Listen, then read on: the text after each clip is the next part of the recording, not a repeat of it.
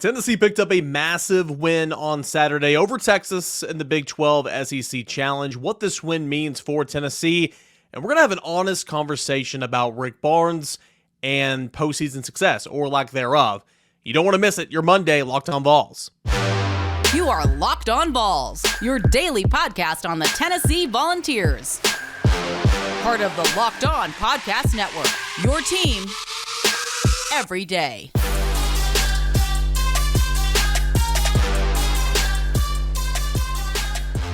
What is up, everybody? Welcome into it, your Monday edition of Locked On Vols, and I'm your host, Eric Kane. So glad to have you guys here with us today. This episode is brought to you in part by LinkedIn Jobs, where you can hire the qualified candidates more efficiently by matching open roles with people who have those skills, values, and experiences to help you achieve your 2023 goals. Post your job for free. That's at linkedin.com/LockedOnCollege.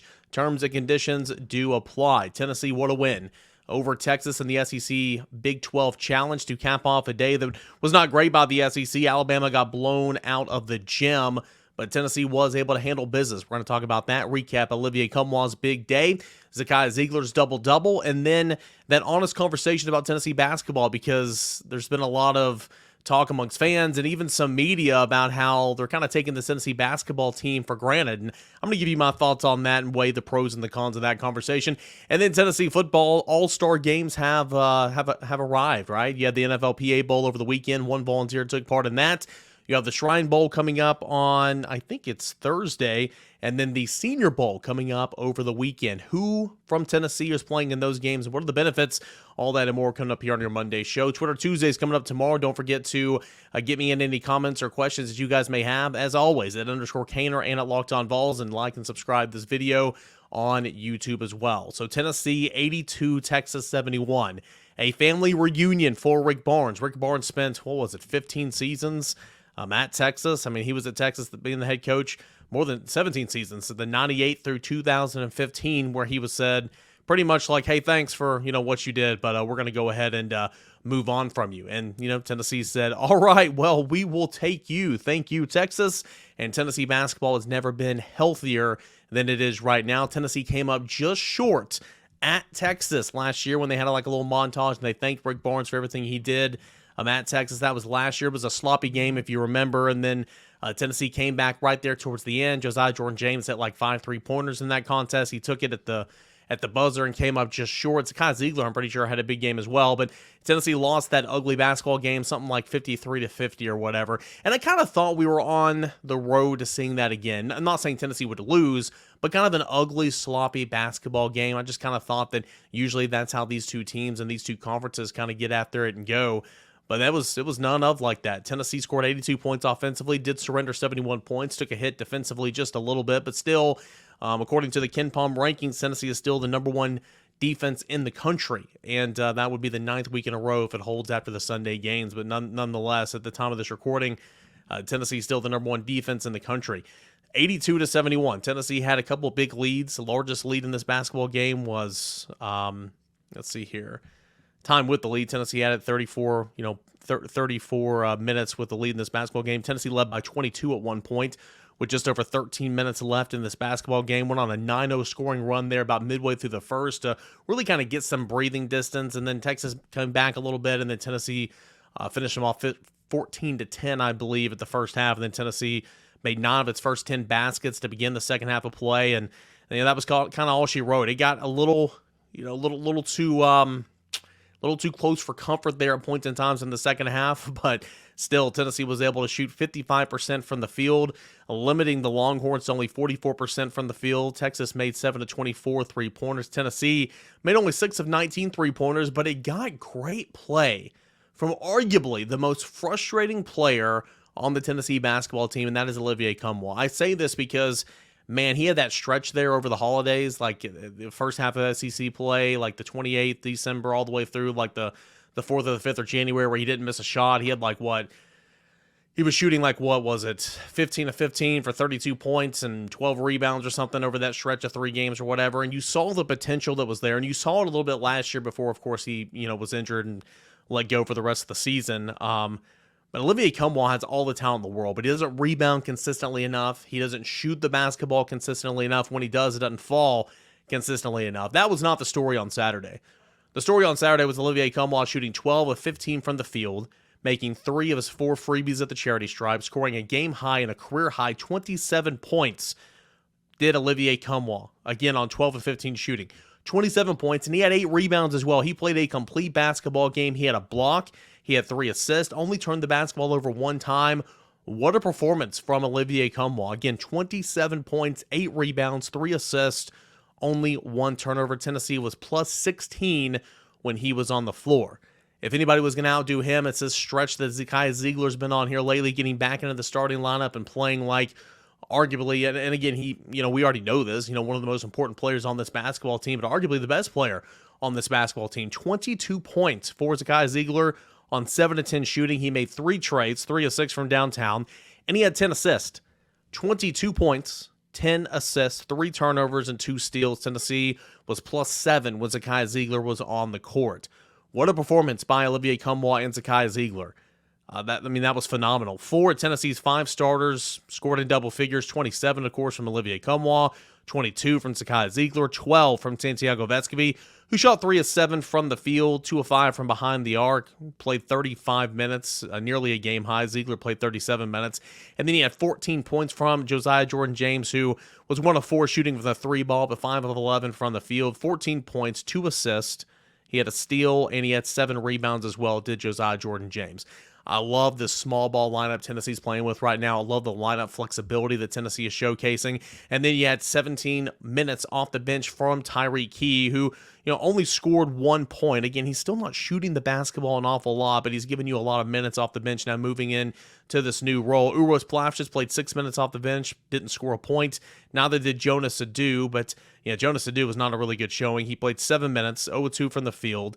He had no rebounds. He had no points. He did have 2 assists, which was good. Toby Awaka played 3 minutes, scored 2 points, and Jemiah Mashak played 7 minutes, didn't score a point. But Tennessee got all of its scoring, from those starting 5. And Phillips, who tapped out with 4 points, 2 of 4 shooting, but 27 from Cumlois, 22 from Ziegler, 12 from Vescovi, and then 14 from Josiah Jordan-James. Tennessee shot 50% from the field in the first half, 62% from the field in the second half, 55% overall in this basketball game. Also, defense, sure, gave up 71 points. However, Tennessee did something that a lot of teams have not done all the course of the season. I'm not sure if any team has accomplished this feat yet. Coming into the game, it was Marcus Carr that averaged 17 points in the ball game so far. 17 points a game this season. Marcus Carr, Tennessee held Marcus Carr scoreless in the first half. He got 11 points when it was all said and done, and was second to Sir Jabari Rice off the bench, as 21 points. But Marcus Carr, kind of the go-getter there for Texas. He was held scoreless in the first half, tapped out with 11 points in this basketball game. Tennessee out-rebounded Texas 38-23. Tennessee had 19 assists compared to 17 assists for Texas. The Volunteers turned it over 9 times. Texas turned it over, or Tennessee actually turned it over 10 times. Texas turned it over 9 times. Tennessee had 4 steals. Texas had 6 steals. But still, it was those scoring spurts, if you will. And the good play from the front court from Olivier Cumlois. It looked easy out there for him, 12 of 15 from the field. What a performance from Olivier Cumlois, where Tennessee was able to pick up a very impressive win over a top 10 team as Tennessee. With the win over Texas, Tennessee is now, has 5 straight home wins against top 10 opponents. Tennessee defeats Texas. Number 4 beats number 10 to 82-71 on Saturday. Earlier last season, Tennessee took down Auburn 67-62 in February. Earlier that season, Tennessee took down Kentucky 76-63. The 2021 campaign in December, Tennessee took down Arizona 77-73. Remember, Arizona returned the favor this past season. And then in 2019, Tennessee took down Kentucky 71-52. So that is now 5 straight home wins against top 10 opponents, dating back to the 2019 campaign over Kentucky, and most notably over Texas, 82-71, number 4 over number 10. I thought this was a big win for Tennessee because look at that schedule. There's really not many other opportunities for Tennessee to get some quad 1 wins before the tournament, right? I mean, you've got Auburn that's playing down. You've got Kentucky that's playing down. You've got Arkansas that's playing down. What's up with that, right? I mean, Tennessee's playing well. LSU is playing down. So the SEC's a little bit down this year, but Tennessee was able to take advantage of the opportunity given and now is 4-1 in quad 1 wins. 3-2. Of course, those two losses, Colorado and Kentucky, is a quad 2 loss this year. Tennessee is 3-2 in quad 2 play and a combined 11-0 in quad 3 and 4 play. So later today, we'll see what the rankings say if Tennessee will move up. But Tennessee's already number 4 in the rankings in the Associated Press. A big time win for the University of Tennessee over Texas, and it was a good win for Rick Barnes. Over his former team, that felt good for Rick Barnes. That again patted him on the butt and said, "Hey, thanks, but we're good, we're done." And that kind of leads us into our next conversation. Texas didn't appreciate Rick Barnes, and Tennessee basketball fans should. That was a column from Mike Wilson Sunday in the Knoxville News-Sentinel. We're going to get Mike on to share his thoughts on that column at some point this week, hopefully tomorrow. But I'm going to give you my thoughts on kind of that conversation that's coming up next here on Locked On Vols. But real quick, I do want to add one more note. This is from John Rothstein of CBS. He tweeted out Saturday night, quote, "Given the landscape of college basketball, this is Rick Barnes' best chance to get to a Final Four at Tennessee. Vols don't have a star, but they have more than enough to get to Houston." 18-3, of course, that is the record for the University of Tennessee, and that was a tweet by John Rothstein of CBS Sport. That's pretty neat, right? That's pretty good stuff.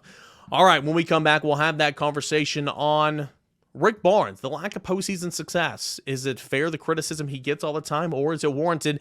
And that is coming up next, right here on Locked On Vols. This year, the only app you need at your Super Bowl party is FanDuel, America's #1 sportsbook. Really excited about a newer sports betting partner at Locked On because they're the #1 sportsbook in America. That's FanDuel. If you're new to FanDuel, that's even better. They have so many great features that make betting on sports fun and easy. Download the FanDuel app now and you can bet on the Super Bowl 57. Super Bowl 57 with no sweat. First bets.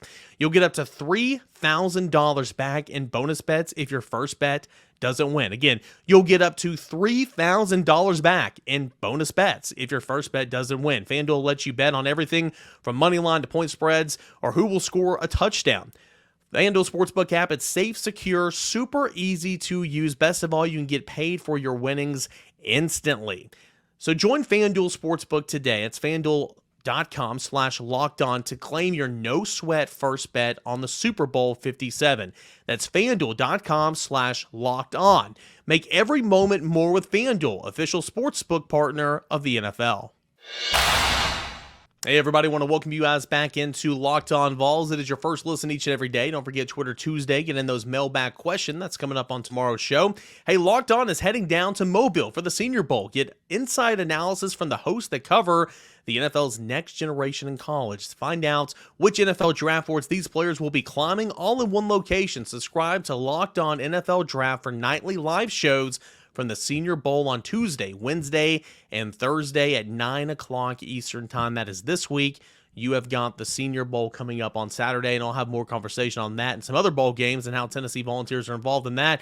That will be in segment number 3. But again, great coverage from some of our staff down in Mobile, talking all things Senior Bowl. All right, so I want to have a conversation, and this is something I've been seeing on social media really all season long. From, again, social media, it is not a representation of the entire fan base. Can't say that enough.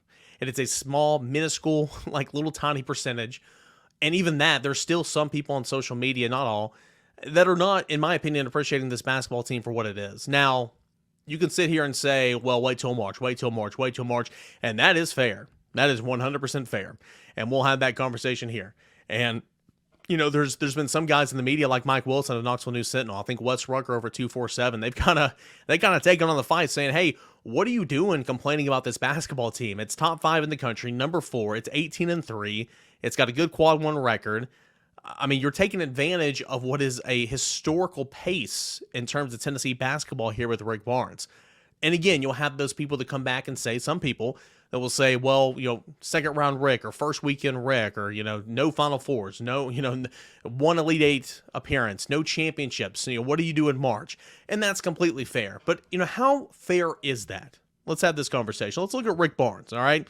So, of course, this season, Tennessee is 18-3.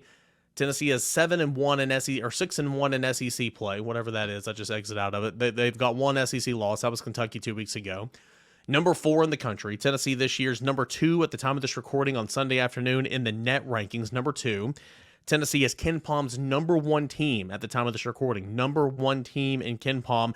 Still the nation's number one defensive team per the KenPom rankings.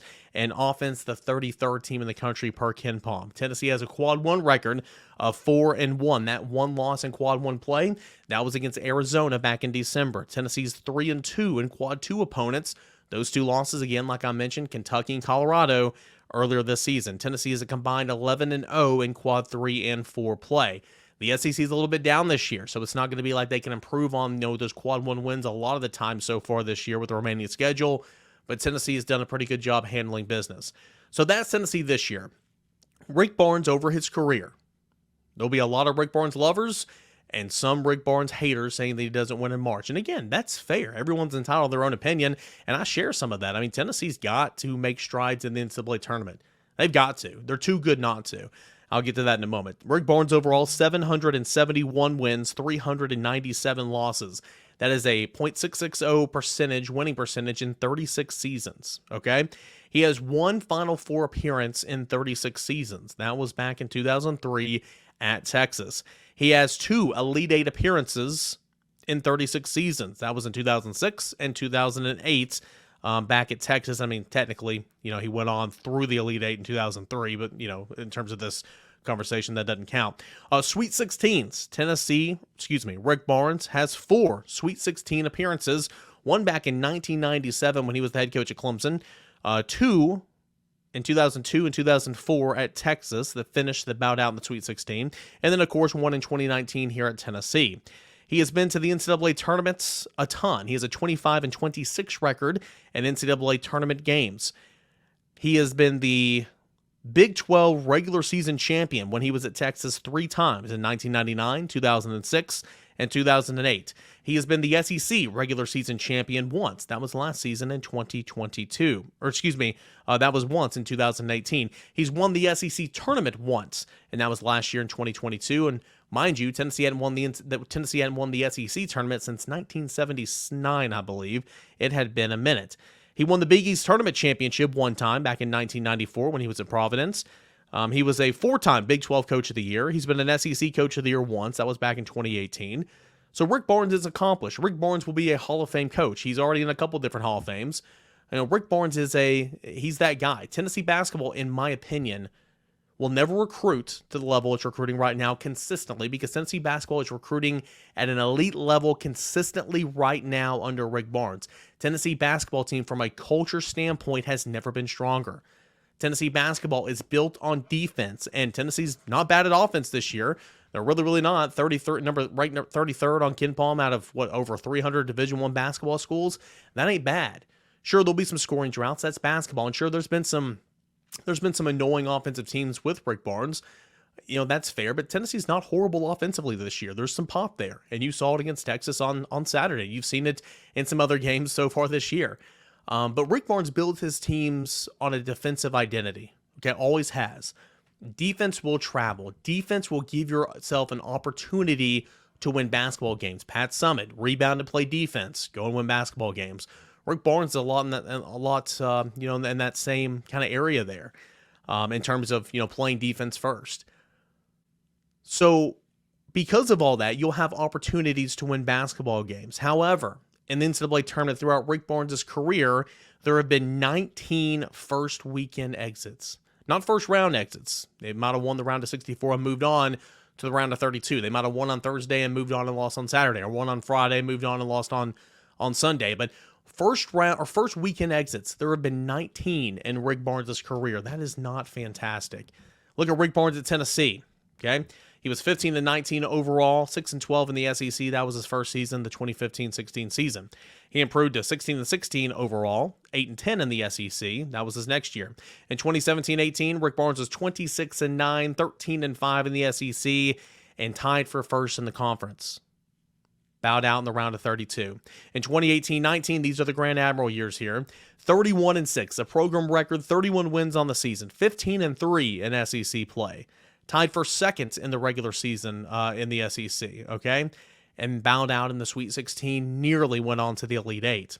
In 2020 was a rebuilding year. I'm not sure where Tennessee would have would have drawn in the NCAA tournament, if at all. 17-14, 9-9 in the SEC, was tied for 8th in the SEC at the time of the season, getting cut off due to COVID. In 2020, 2021, Tennessee bounced back 18-9, all right, 10-7 in the SEC, lost in the round of 64. That was the Oregon State season. The Loyola Chicago was back in, I believe that was the 2017-18 campaign. Yeah.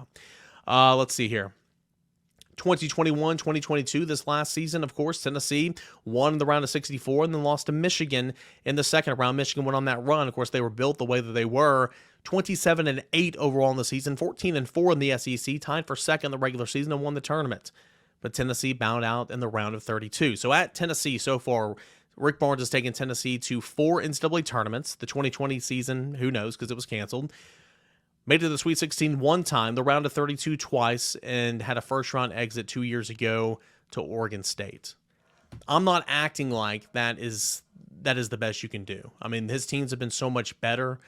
But I will say basketball is one of the hardest things to do. Tournament basketball is one of the hardest things to do. I think it's so incredibly difficult to make it to Omaha in college baseball because you got to go through a regular season. Then you got to go through an SEC tournament that has a funky format. Then you got to play kind of a round robin situation with the regional. Then you have to play a best of a 3-game series in the super regionals, and then you go back to that round robin type situation, and then the best of a 3-game series in the College World Series final. It's difficult, but in basketball, it's who's hot on that night. Individual matchups, team by team, and then individual matchups. There could be one individual matchup in a basketball game where you can just get toast and lose, right? Officiating is very, very apparent in college basketball. It just kind of is what it is. So I'm not sitting here making excuses for Rick Barnes. I'm not sitting here making excuses for Tennessee basketball because I, like you, I think those expectations can kind of change a little bit.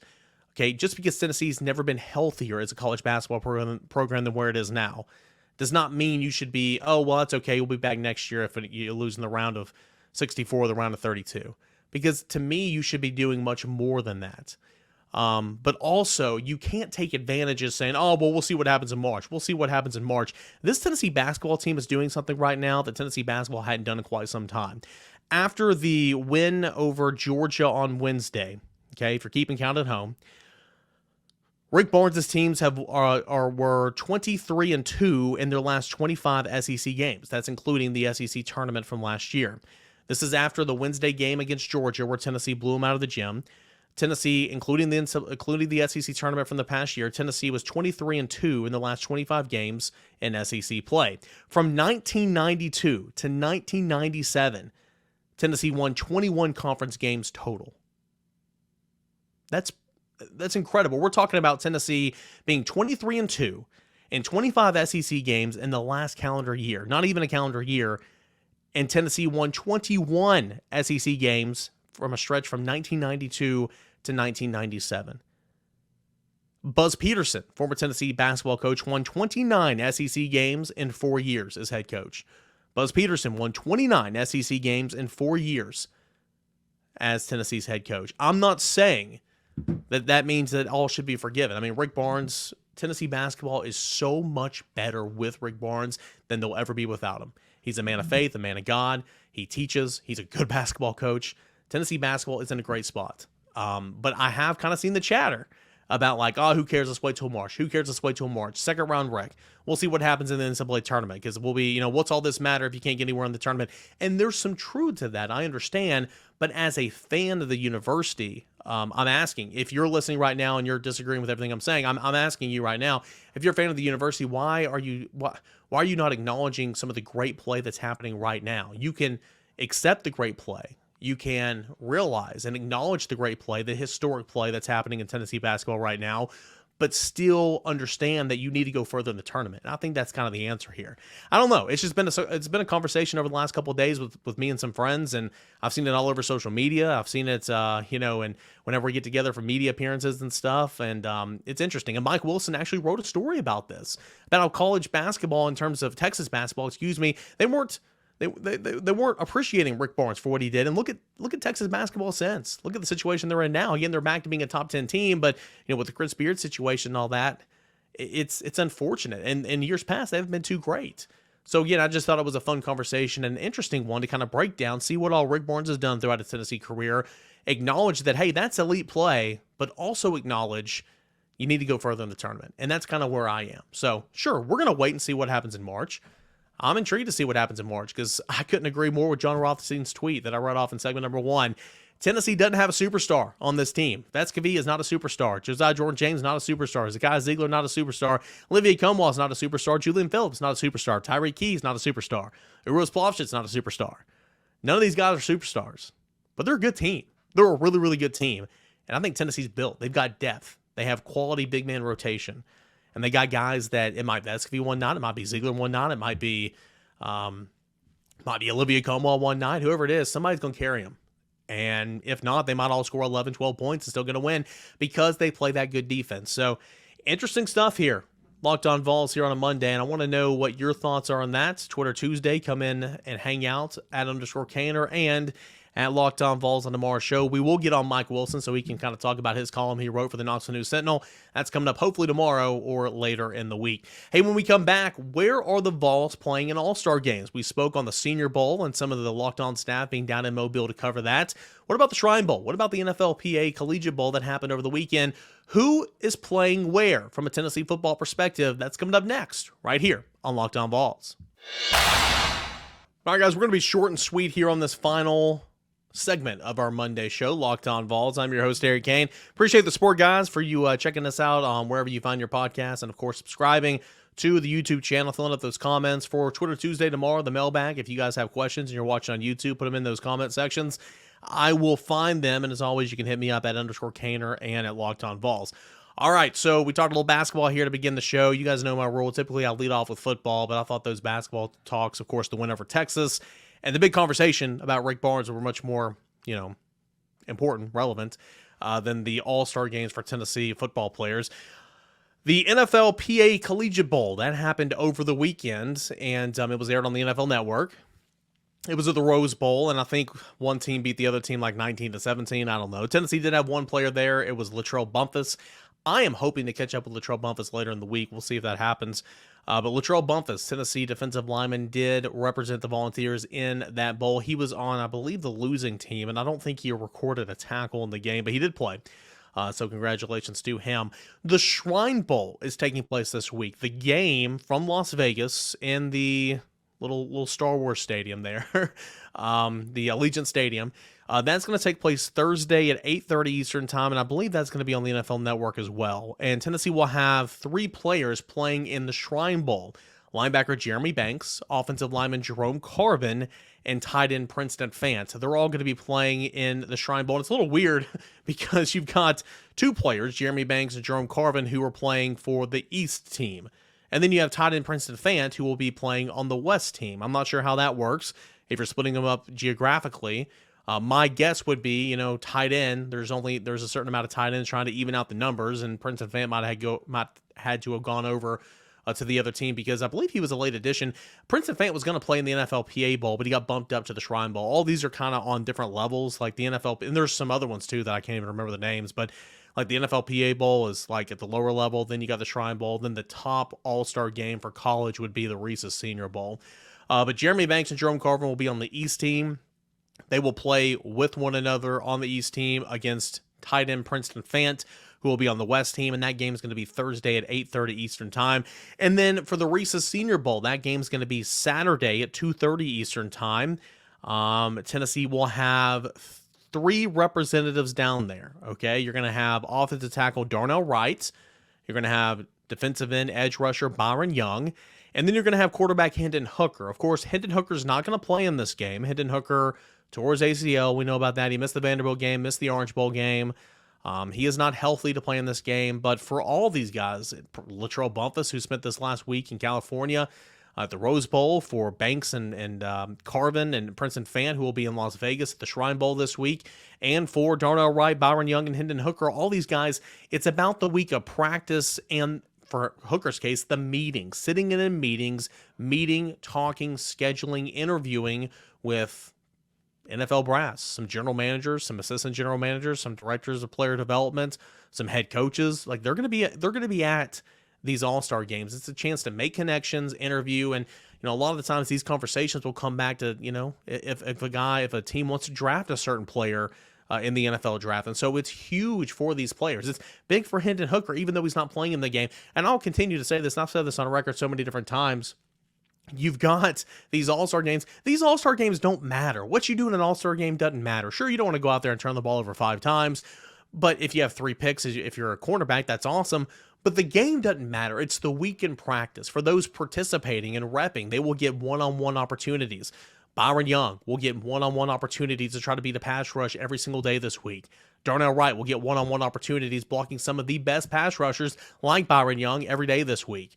Same with Jerome Carvin at the Shrine Bowl. Jeremy Banks doing some things at linebacker drills at the Shrine Bowl as well. Princeton Fant, 7-on-7 opportunities there at the Shrine Bowl. That's the opportunities they get. So it's really cool to see so many different Tennessee Volunteers being represented at some different all-star games. One note on the Reese's Senior Bowl, and you guys might have been saying, hey, where is he? Where is he? Why hasn't he mentioned Cedric Tillman? Thought Cedric Tillman was going to be representing Tennessee down at the Reese's Senior Bowl as well. He was invited. I was told on Sunday that Cedric Tillman never accepted his invitation to the Senior Bowl, and he won't be there. Likely is the case. I don't know this for a fact, but what is likely the case is he's not healthy enough, and he wants to focus on getting healthy. That way he can go out and run a really good 40 time and perform well at the Combine and the Pro Day, and that is A-okay. But I've been told that Cedric Tillman will not be down in Mobile this week. They begin practice and preparations today and meetings and all that type of stuff, that Cedric Tillman will not be down in Mobile representing Tennessee in the Senior Bowl. So the allotment of Tennessee players will be Darnell Wright, Byron Young, and Hendon Hooker down in Mobile. Tennessee's coaches, Josh Heupel, Mike Eckler, Glenn Ellerbe for sure, and then there might be some more. But some of Tennessee's coaches will be down in Mobile at the Senior Bowl to see some of these guys and to walk around, meet, shake hands, and hang out on Tuesday.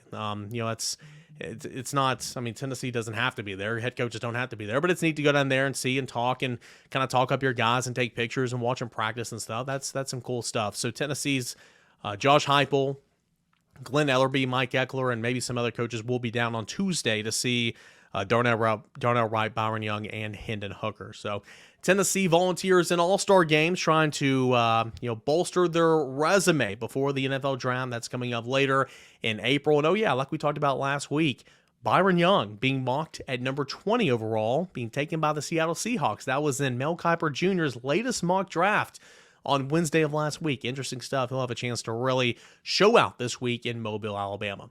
Okay, guys, appreciate it. Had a blast talking with you here on a Monday Locked On Vols. We'll come back with your Twitter Tuesday questions, your mailbag questions. That is tomorrow on the show. We'll catch up with Mike Wilson of the Knoxville News Sentinel at some point this week. Hopefully, I'll catch up with some guys from Locked On who were down at the Senior Bowl and ask some of those guys like Brandon Olson, Zach Blackerby, and some of those other guys about some of these Vols that are down participating in the Senior Bowl. And that's what you have to look forward to the rest of the week. And, of course, anything else that breaks Tennessee football, recruiting, basketball, baseball, all that and more right here on Locked On Vols. Appreciate it, guys. Thank you so much. Same time, same place. We will do it again tomorrow. This is Locked On Vols.